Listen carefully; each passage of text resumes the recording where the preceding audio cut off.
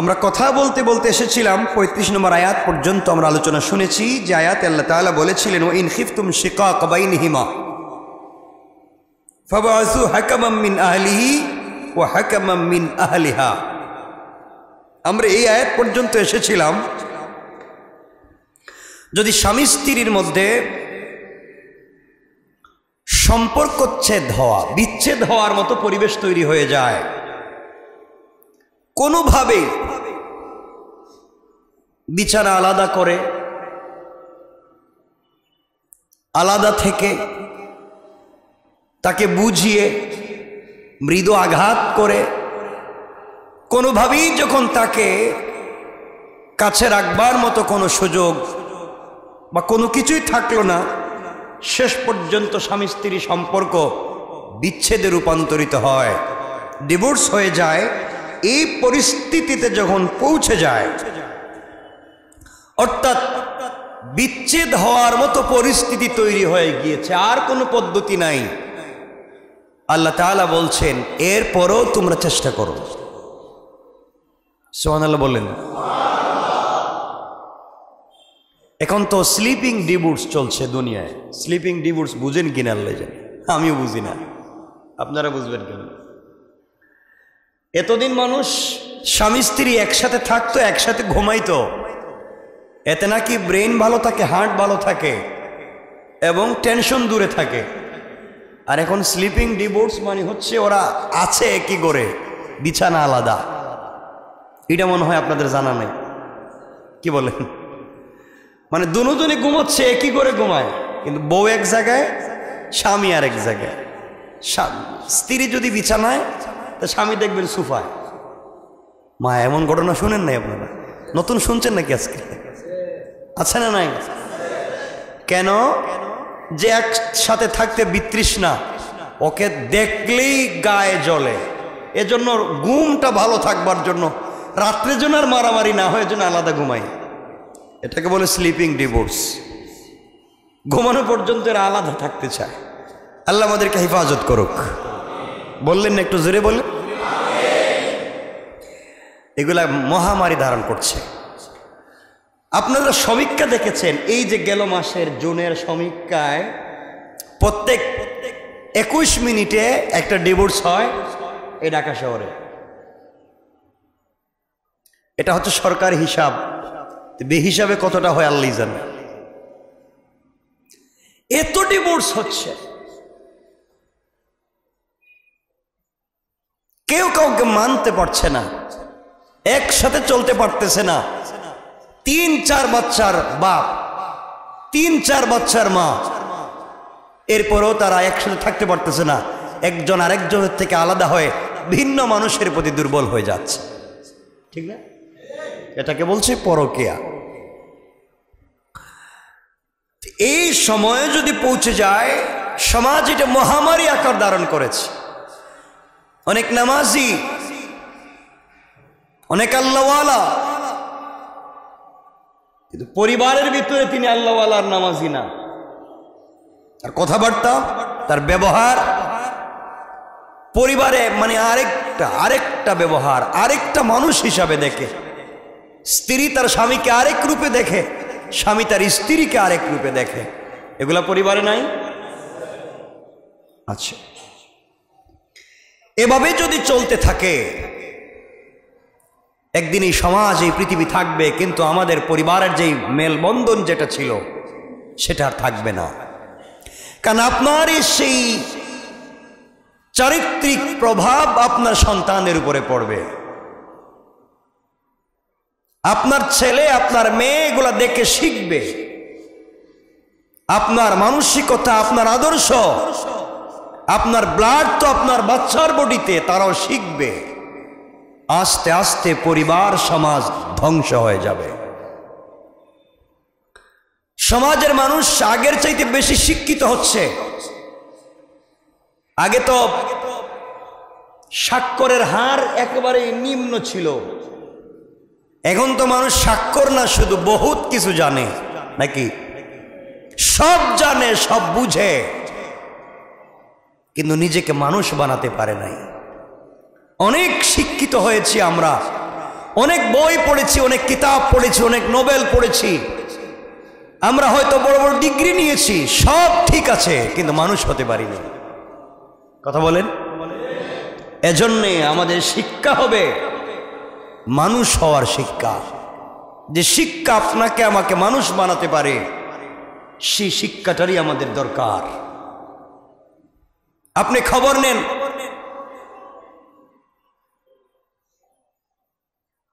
যে যত বেশি শিক্ষিত,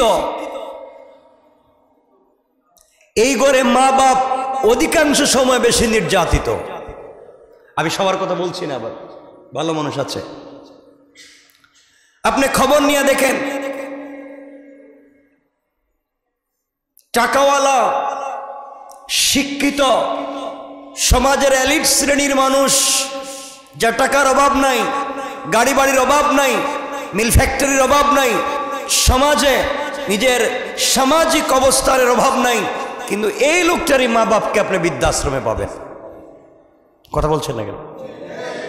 আপনি বৃদ্ধাশ্রম খুঁজে একজন রিক্সাওয়ালার মাকে পাবেন না। আপনি বৃদ্ধাশ্রম খুঁজে একজন সুইপারের মাকে পাবেন না। আপনি বৃদ্ধাশ্রম খুঁজে নিম্ন আয়ের মানুষের মা বাপকে পাবেন না।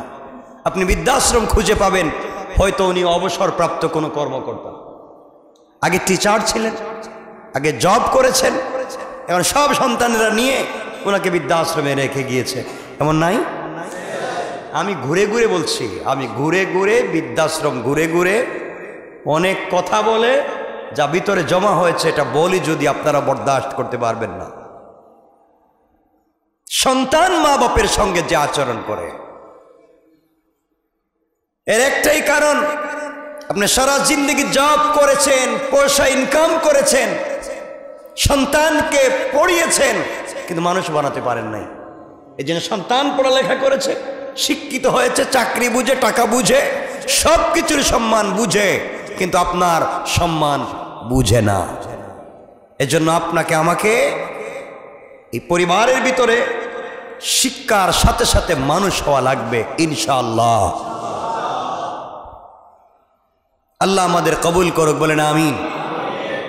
সমাজ অনেকভাবেই ধ্বংস হয়ে যাচ্ছে, সমাজ অনেকভাবেই ধ্বংস হয়ে গিয়েছে। এই ধ্বংসপ্রাপ্ত সমাজকে যদি, এই কলুষাচ্ছন্ন সমাজকে আলোর পথ যদি দেখাতে হয়, একমাত্র কেবলমাত্র শুধুমাত্র আল কোরআনের শিক্ষা ছাড়া বিকল্প আর কোনো শিক্ষা নাই। কি শিক্ষা? আপনারা বলবেন যে হুজুর কোরআন শরীফ শিক্ষা অর্জন করো তো মানুষ খারাপ হয়, আলিম হয়েও তো জালিম হয়ে যেতে পারে। হইতে পারে না, হইতে পারে না? বাঁশঝাড়ের সব বাঁশ কি কবরস্থানে লাগে, গুরুস্থানে লাগে? কিছু বাঁশ কি ময়লা জায়গায় লাগে না? কি বলেন? বাঁশের দোষ? কিছু বললেন তাইলে? হ্যাঁ, যে মানুষটা এত কিছুর পরেও ভালো হতে পারল না, বোঝা গেল তার শিক্ষাটা সুশিক্ষা ছিল না। এজন্য আজকে জুমার আলোচনার মূল বিষয় ছিল আমাদের প্রথম হচ্ছে নিয়তকে পরিশুদ্ধ করা। আপনি আপনার বাচ্চাকে কি বানাতে চান, আপনি নিয়তকে ঠিক করেন, খালেস করেন, নিয়তকে ভালো করেন, দেখবেন আল্লাহ আপনাকে কবুল করবেন। আপনি একটা সরকারি বা বেসরকারি একটা জবের জন্য আপনি অ্যাপ্লাই করেছেন, সিভি জমা দিয়েছেন, আপনাকে বলছে এই চাকরিটা পেতে হলে আপনাকে দাড়ি কাটতে হবে, আপনাকে বলছে চাকরিটা পেতে হলে আপনি হিজাব খুলতে হবে। আপনি দেখলেন মোটা অঙ্কের একটা জব, দাড়ি কেটে দিলে আর হিজাব খুললে কি হয়? আপনার হতে পারে, আমার হতে পারে, কিন্তু আপনি যদি ইমানের উপর ইস্তেকামত থাকি, হয়তো আল্লাহ তাআলা আমার জন্য আপনার জন্য বিনিময় আরো ভালো কিছু রেখে দিয়েছেন। আমি লম্বা দিকে যাচ্ছি না, আমি ছোট্ট 1 মিনিট একটা কথা বলি। আমেরিকায় একজন মুসলিম, বাঙালি মুসলিম এক মেয়ে, তিনি লয়ার, স্কলারশিপের জন্য তাকে ফাইনালি সিদ্ধান্ত নেওয়া হলো, কিন্তু সামনে যেতে হলে, ভাইভাতে যেতে হলে হিজাব খুলতে হবে। তিনি বলছেন আমার এই সামান্য এগুলি স্কলারশিপের দরকার নেই, আমি তো হিজাব খুলবো না, আমি এভাবেই আমেরিকাতে থাকতে চাই। ছোট্ট কথা, 17 বছর পরে আল্লাহ তাআলা ওই দেশের সর্বোচ্চ জাজ তাকে বানিয়ে দিয়েছে, এই দেশে তখন হিজাব পরা। এর অর্থ হচ্ছে ইস্তেকামত, নিয়ত এবং বিশ্বাস। আমি আপনাদেরকে এতটুকুনি বলছি, আমাকে ইস্তেকামত থাকতে হবে, আমাকে সুদৃঢ় থাকতে হবে, আমি যেন পড়ে না যাই, আমি যেন ভেঙে না যাই। মনে রাখবেন, ঝড় তুফান আসবেই, ঝড় তুফান আসবেই। আর যারা সমাজে প্রতিষ্ঠিত হয়, আপনাকে হুচট না খেলে আপনি প্রতিষ্ঠিত হতে পারবেন না। কারণ অনেক দুর্বল সময় অনেক সবল মানুষকে পৃথিবীতে প্রতিষ্ঠিত করে, আর অনেক সবল সময় অনেক দুর্বল মানুষকে এই পৃথিবীতে জন্ম দেয়। আমার কথা কি বুঝাতে পারি নাই মনে হয়? এর অর্থ হচ্ছে আপনার সময় যখন দুর্বল হবে, আপনি যখন বিকারগ্রস্ত হবেন, আপনি যখন টেনশনগ্রস্ত হবেন, তখন আপনি নিজেকে শক্ত করবেন, সুদৃঢ় করবেন। আপনি মনজিল মকসুদ পর্যন্ত পৌঁছে যাওয়ার জন্য যা যা করা লাগে আপনি সুদৃঢ় হয়ে সীসা ডালা প্রাচীরের মতো দাঁড়িয়ে থাকবেন। আপনি শক্ত হবেন। দুর্বল সময় আপনি হয়ে গিয়েছেন শক্ত, আপনাকে আল্লাহ আপনাকে মনজিল মকসুদে পৌঁছে দিয়েছে। কথা বলেন না কেন? দেখবেন অনেক সাধারণ খেটে খাওয়া মানুষ তার সুদৃঢ় চিত্তের কারণে দিন শেষে সন্ধ্যার সময় অর্থাৎ বিকেলবেলা পড়ন্ত বয়সে এসে 1000 কোটি টাকার মালিক হয়ে যায়। অর্থাৎ জীবনে অনেক কষ্ট করেছে, এক সময় প্রতিষ্ঠিত হয়েছে নাই? কারণ তার দুর্বল সময় শক্তিশালী মানুষকে জন্ম দিয়েছে, কারণ সে সুদৃঢ় ছিল। আর আপনার যখন শক্তিশালী সময়, তখন আপনার সন্তান এসে তো সোনার চামচ মুখে দিয়ে বাইরে হয়েছে দুনিয়ায়, হে আর এই কষ্ট এগুলো বুঝে না। সুতরাং সে জন্ম দিচ্ছে দুর্বল মানুষ, সে আর কাজ করতে আগ্রহী না, সে এখন ঘরে বসে থাকবে। সে এখন আপনার মতো এত কাজ এত টেনশন নিয়ে তার চলাফেরার সময় নাই। আস্তে আস্তে আস্তে আস্তে আপনি যা ইনকাম করে শক্ত সময়ে যা তৈরি করেছিলেন, আপনার সন্তান সব ধূলিসাৎ করে দিয়েছে। হয় কি হয় না? এজন্য কথাটা মনে রাখবেন, দুর্বল সময় শক্তিশালী মানুষকে জন্ম দেয়, আর শক্তিশালী সময় দুর্বল মানুষের জন্ম দেয়। হ্যাঁ, এজন্য একজন বলেছিলেন, আমি এখন যে গাড়ি চালাই এটা কয়েক কোটি টাকা। আমার কথা বলছি না, কিন্তু একজনের কথা বলছি। একজন বলছে আমি যে গাড়ি চালাই এটা কয়েক কোটি টাকা, কিন্তু আমার ছেলে তার চাইতে বেশি মার্সিডিজ চালাবে, BMW চালাবে, আমার নাতি হয়তো বিমান চালাবে। বলছে এর পরেরটা হয়তো ঠেলা চালাইতে পারে। কথা বুঝেন নাই? এটাই হচ্ছে দুর্বল সময় শক্তিশালী মানুষকে তৈরি করছে, আর শক্তিশালী সময় আর কিছু দরকার নাই, এখন খাও আর ঘুমাও। এক সময় দেখবেন কিচ্ছু নাই। হয় কি হয় না? আপনারা তো খবর নেন, অনেক টাকাওয়ালা পয়সাওয়ালা এখানে আছেন, ছেলে মেয়েও আছেন, যার বাপ দাদা শত কোটি টাকার মালিক ছিল, আজ সে কাজ করে খাইতে হচ্ছে নাই। আর অনেক কষ্ট করে বড় হয়েছে, আস্থার অভাব নাই কোনো জিনিসের। ওই জন্য মনে রাখবেন, আপনাকে আমাকে সিদ্ধান্ত নিতে হবে চলার পথে আমি আপনি কোন পথে চলবো। আল্লাহ আমাদেরকে কবুল করুন। আমার এতক্ষণের কথা কি বুঝতে পেরেছেন? আমার কথা কি বুঝতে পেরেছেন? এজন্য সবাই চাকরির পিছনে না দৌড়ে আমরা শুধু চাকরি করবো আরেকজনের পিছনে। আপনারা কি জানেন, বুঝেন, এখনো যারা চাকরি করেননি, আপনারা কি বুঝেন আরেকজন বসের অধীনে চাকরি করা কত বড় গজব? হেরে আপনি যত 5 ওয়াক্ত নামাজে আল্লাহর নাম যতবার মুখে নিতে পারবেন না, ততক্ষণ তারা সার সার কওয়া লাগে। সার সার মানে 1 সেকেন্ডে 3 বার সার কয়, তাও চাকরি ঠিক থাকে না। আমি কি মিথ্যা বলতেছি? করতে হবে। এজন্য আমরা শুধু চাকরি করব না, আমরা নিজেকে তৈরি করি। আমরা চাকরি করব না, আমরা চাকরি দিব ইনশাল্লাহ। বলেন আমরা পারবো না ইনশাল্লাহ? আমরা শুধু চাকরি করব, আমরা চাকরি দিব, আমরা মাঠ তৈরি করব, আমরা কাজের জায়গা তৈরি করব, আমরা ফিল্ড তৈরি করব। আজকে আমি যার আন্ডারে অধীনে কাজ করার কথা, একদিন আমার অধীনে শত শত লোক কাজ করবে। তার জন্য নিজেকে তৈরি করো, নিজেকে গড়ো, নিজেকে সাপোর্ট দাও, নিজেকে কাউন্সিলিং করো, নিজেকে মনিটরিং করো যে আমার রাস্তার টার্গেট ঠিক আছে কিনা। একদিন মঞ্জিলে মকসুদে পৌঁছে যেতে পারবো ইনশাআল্লাহ।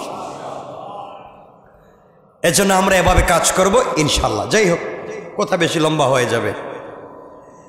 তো বলতেছিলাম, চলতে গেলে অনেক বাধা বিপত্তি থাকবে। তো পরিবারের ভিতরে যখন ঝগড়া বিবাদ লেগে যেত, আল্লাহ তাআলা বলেছেন এই আশঙ্কা হলে তোমরা স্বামীর পরিবারের পক্ষ থেকে একজন আর স্ত্রীর পরিবারের পক্ষ থেকে একজন সালিশ নিযুক্ত করো। তারা উভয়ে মীমাংসা চাইলে আল্লাহ তাআলা এই মীমাংসায় বরকত দিবেন। সুবহানাল্লাহ বললেন।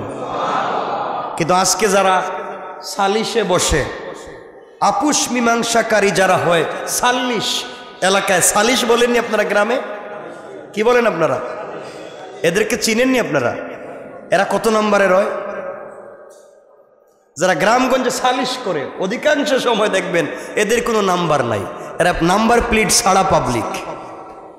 এত খারাপ হয়, এত খারাপ হয়। দুই পক্ষের মারামারি শেষ করে সালিশ করার কথা ছিল, এরে বুদ্ধি দিয়ে একটা, ওরে বুদ্ধি দিয়ে আরেকটা। কথা বলেন না কেন? সকালে এর পক্ষে, বিকালে এর পক্ষে, যে টাকা বেশি দেয় এর পক্ষেই স্লোগান দেয়। এগুলা গ্রামে আছে না নাই? সমাজ ধ্বংস করে দিয়েছে ওরা, সমাজকে বিষাক্ত করে দিয়েছে ওরা। আজ সমাজ নষ্ট। আজকে সব না, ভালো মানুষ আছে, এমনও সালিশ ব্যক্তি আছে, তার গ্রামের একটাই কাজ, কারে দিয়ে কোন জায়গায় ক্লিপ লাগাইয়া দিলে 500 টাকা পাওয়া যাবে। আপনাদের জানা আছে নি? কারে দিয়ে কোন জায়গায় লাগাইয়া দিলে, কার ছেলের একটা বদনাম বাইর করে দিলে, কার মেয়ের চরিত্রে একটু কালিমা লাগাই দিলে কাজের কাজ হয়ে যাইব, টাকা পয়সা একটু পাওয়া যাবে, এই চিন্তায় রাত দিন শেষ। অনেক দেখবেন পঞ্চায়েতের সালিশের বড় বড় মুরব্বী মানুষের আমানতের টাকা, মসজিদের কেসের টাকা দিয়া হে নিজের ছেলে মেয়ের বিয়া দেয়। এ কথা বলেন না? নাউজুবিল্লাহ কইতেছেন, ঘটনা নাই? ছেলে মেয়ের বিয়ে শাদী দেয়, ব্যবসা বাণিজ্য করে, নিজের ছেলে মেয়ের বিদেশে পাঠায়, সব ঠিক। টাকা কিন্তু মসজিদের কেসের, নাইলে মাদ্রাসার কেসের। এমন ঘটনা আপনারা শুনছেন? আওয়াজে মনে হইলে শুধু আমি মনে দেখছি। এগুলোর অভাব নাই, গ্রামে গেলে বুঝতে পারবেন। মাঝে মাঝে তো গুরুস্থান পর্যন্ত বিক্রি করে দেয়। আল্লাহ মাফ করো, এমনও লোক আছে আপনার কাছে বলছে, বাবা আমি তো বিপদে, এই যে আমার জায়গাটা আছে, এই জায়গাটা তুমি নিয়ে নাও, আমার টাকা দাও। আপনি হয়তো মনে করেছেন সরল সহজ এলাকার বড় বিশিষ্ট সালিশ মুরব্বী ব্যক্তি, আপনি টাকা পয়সা দিয়ে দিছেন। এখন যখন দলিল করার টাইম হয়েছে, রেজিস্ট্রারি কি এর টাকা, আপনি তো কোনো টাকা পয়সা আমার দেন নাই। এমন ঘটনা শুনছেন? ডাইরেক্ট অস্বীকার করে বসবে, কেমন টাকা পয়সা দেয়নি নেই। এই সমস্ত শয়তান নাফরমান থেকে আল্লাহ আমাদেরকে হেফাজত করুক।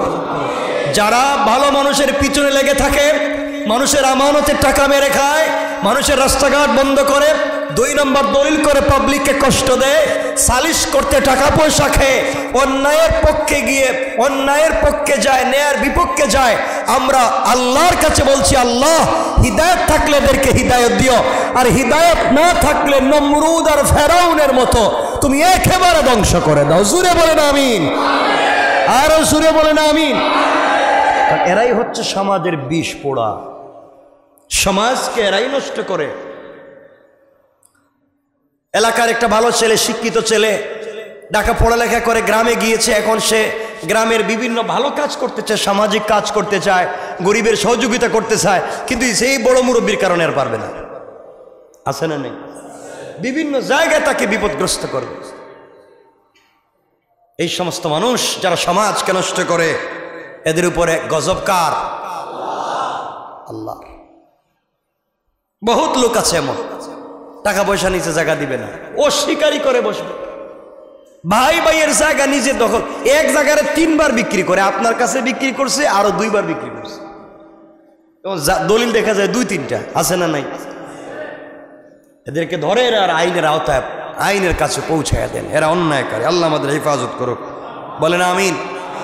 কষ্ট পাইলেন আমার কথায়? একটু হাত তুলে দেখান, কারা কারা কষ্ট পান নাই? পান নাই বলছি তো, মাঝে মাঝে পাইছেন মনে দিচ্ছে, মাঝে মাঝে পাইয়েন না কষ্ট। আপনাদেরকে কষ্ট দেওয়ার জন্য বলছি না কিছু।